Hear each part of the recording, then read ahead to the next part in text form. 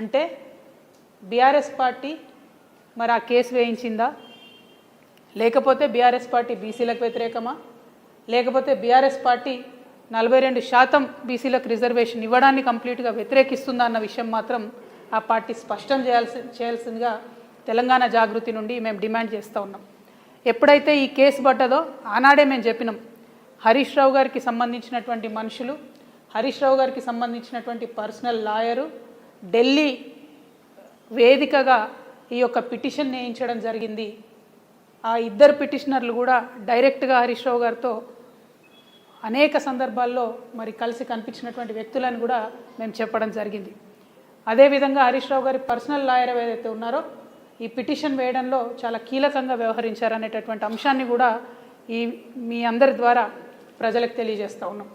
ఆనాడు కేవలం ఒక్క హరీష్ రావు గారే దీని వెనుక ఉన్నారని నేను అనుకున్నా, కానీ ఆనాడు మేము చేసిన ఆరోపణలు యావత్తు బీఆర్ఎస్ పార్టీ ఈ కుట్ర వెనుక ఉంది అని రుజువు చేస్తూ ఇవాళ బుట్టంగారి మాధవరెడ్డి అనే వ్యక్తికి టికెట్ ఇచ్చారని నేను భావిస్తూ ఉన్నా.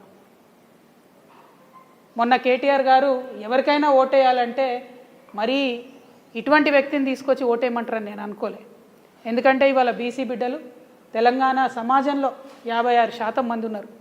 వాళ్ళ నోటికాడి బుక్కను గుంజుకున్నటువంటి పిటిషనర్ను పట్టుకొచ్చి ఓటు వీళ్ళకి వేయండి అని బీఆర్ఎస్ పార్టీకి చెప్తే మరి ఓటు వేయాలన్నా బీఆర్ఎస్ పార్టీకి వద్దా ఆలోచించుకోవాల్సిందిగా యావత్తు తెలంగాణ బీసీ సమాజాన్ని కూడా నేను కోరుతా ఉన్నాను.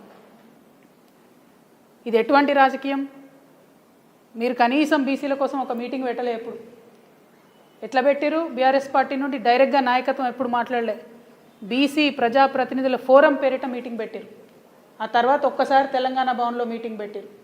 మొదలు జనగణన అన్నప్పుడు అసలు జనగణనకు పార్టిసిపేట్ చేయొద్దని చెప్పారు, కన్ఫ్యూజ్ చేసిరు.